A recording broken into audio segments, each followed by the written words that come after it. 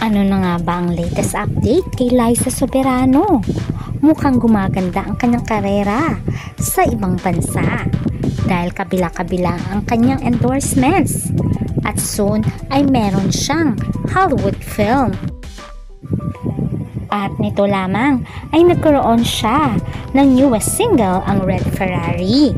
Kaya naman ay very busy si Liza. Pero ang tanong, kumusta na kaya ang kanyang love life? Marami pa rin ang umaasa na sana magkapilikan sila ni Enrique Hill. Pero mukhang malabo ito dahil until now ay hindi pa rin maamin-amin ni Liza ang tungkol sa kanila nitong si Jeffrey O na sinasabing nagli-live-in na sila. Totoo nga bang hiwalay na si Jeffrey O at Liza Soberano? At anong katotohanan sa sinasabing nagli-live-in ito? At sino ngayon ang bagong lalaking naispatan na kasama ni Liza Soberano? Ating alamin.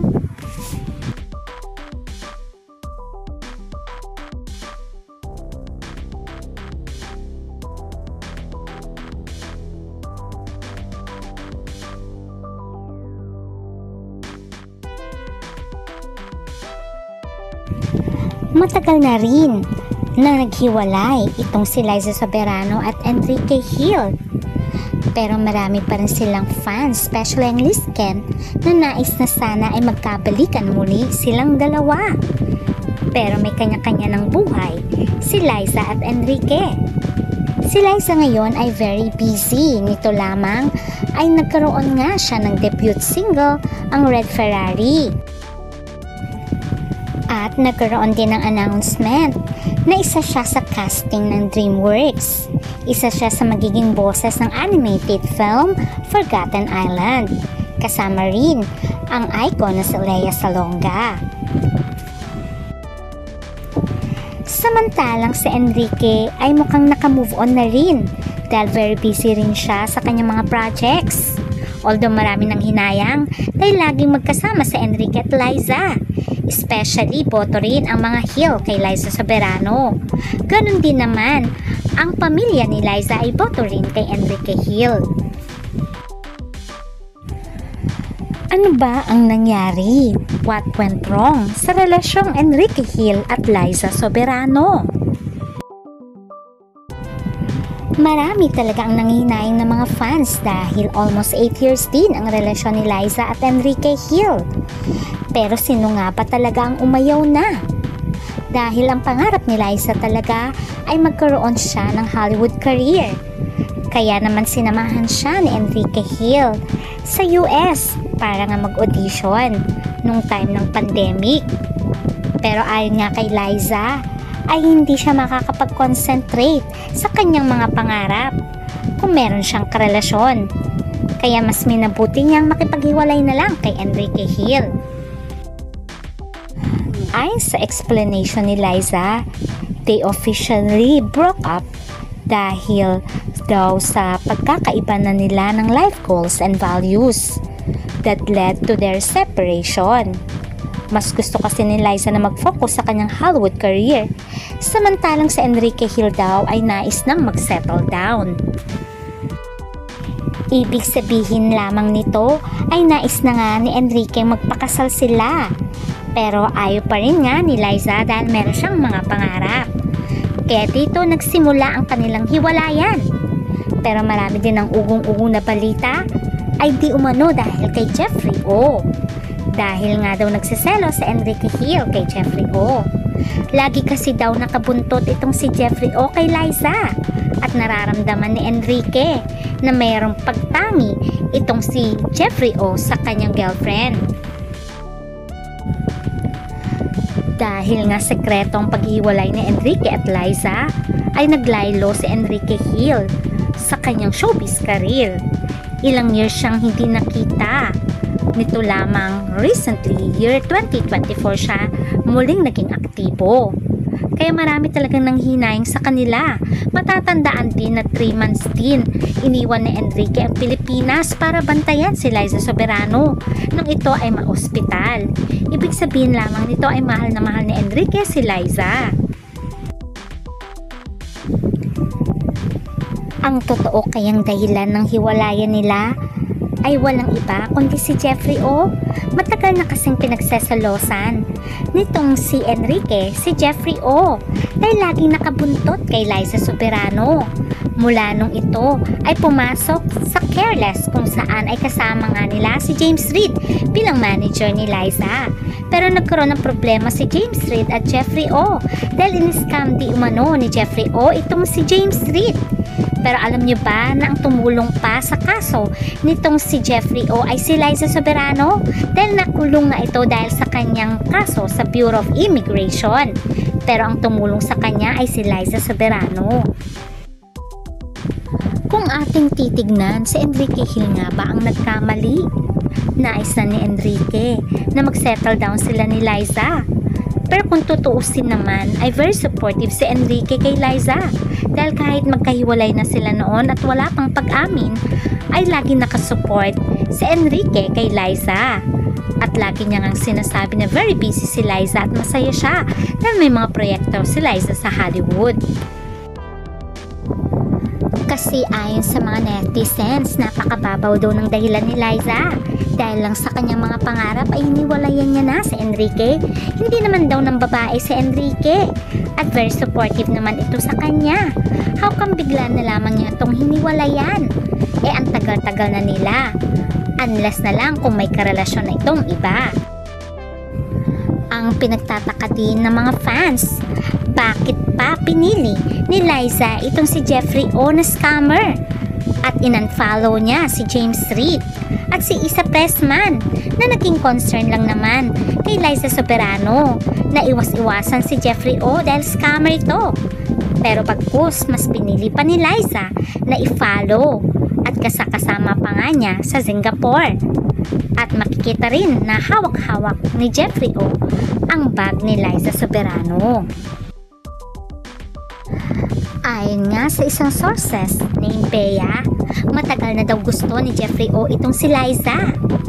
Bago daw makipaghiwalay si Liza ay naunang makipaghiwalay itong si Jeffrey O sa kanyang girlfriend. After that ay si Liza naman daw ay nakipaghiwalay kay Enrique Hill.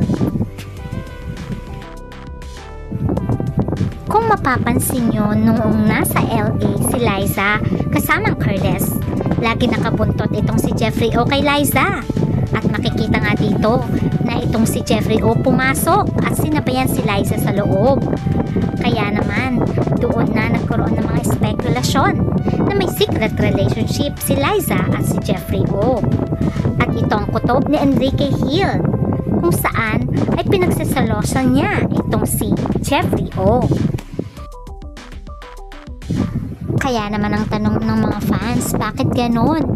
Kung very supportive naman si Enrique kay Liza sa kanyang mga pangarap, bakit kailangan pang hiwalayan? At ang dahilan lamang ni Liza ay magkaiba na daw sila ng nais at gusto at ang direksyon na nais nilang patunguhan. Si Enrique ay nais nang magpakasal, samantalang si Liza ay marami pang ambisyon na magkaroon ng pangalan sa Hollywood. Kaya naman siguro ito ang dahilan kung bakit nag-decide na silang maghiwalay. Pero sa observation ng mga fans, siguro ay meron ng ibang minamahal si Liza. Dahil si Enrique ay umasa pa noon ng ilang taon at sinusuyo pa rin si Liza at like pa rin. At nagko-comment pa rin sa Instagram ni Liza Soberano. Pero naispatan naman itong si Liza ng mga kababayan natin sa ibang bansa na laging kasama si Jeffrey O. At makikita din naman sa mga kilos nila na laging nakabuntot si Jeffrey O kay Liza Soberano. At kung totoo nga ang sinasabi nitong Bea sa Twitter na nagli-live-in na nga itong si Jeffrey O at Liza Soberano, ano kayang mararamdaman nitong si Enrique Hill? Marami pa rin fans ang hindi naniniwala na may relasyon si Jeffrey O at Liza Soberano. Pero syempre, Maraming mga pruweba din na bakit laging nakabuntot itong si Jeffrey O kay Liza. Wala namang business na itong si Jeffrey O dahil isa nga itong scammer. At pati ang kanilang sign language ay pareho nitong si Jeffrey O, kung mapapansin nyo. Sa tanong kung nagli-live-in na nga ba itong si Jeffrey O at Liza Soberano, dahil yun ang sinasabi ni Bea sa Twitter at marami ring nakakapansin. Tignan nyo na lamang kung paano pagsilbihan ni Jeffrey O itong si Liza na magkasama sila sa isang bahay. Kaya lamang ay hindi maamin-amin nga ni Liza ang relasyon niya kay Jeffrey O dahil di umano ay wala naman daw itong permanenteng trabaho dahil may mga kaso pa nga ito. Kaya naman marami talagang nanghihinayang sa pagmamahalan ni Liza at Enrique Hill. Kaya naman ang mga fans ay nalulungkot na nais na sana ay magkabalikan na lamang sila. Samantalang si Enrique Hill ay nalilink ngayon sa isang content creator na walang iba kundi si Andrea Brown dahil very sweet sila na nakuhanan sa isang lugar kung saan daw nagbabakasyon ang dalawa. Until now ay tikom pa rin ang bibig na Enrique Hill tungkol kay Andrea Brown kung girlfriend niya nga ba ito o kaibigan lamang.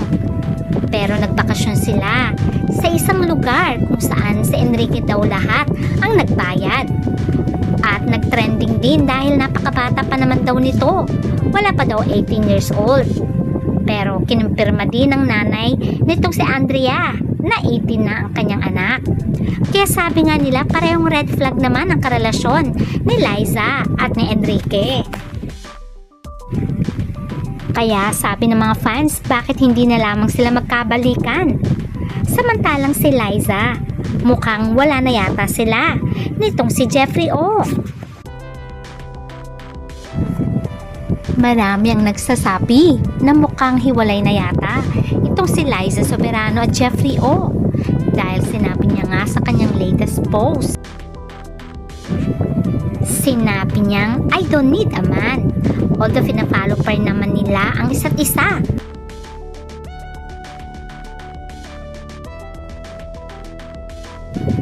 Pero ang napansin ng mga fans, sino kaya itong bagong kadate nitong si Liza Soberano na mukhang modelo at napakatangkad at gwapo? Ito na kaya ang kapalit ni Jeffrey O kaya naman ni Enrique Hill?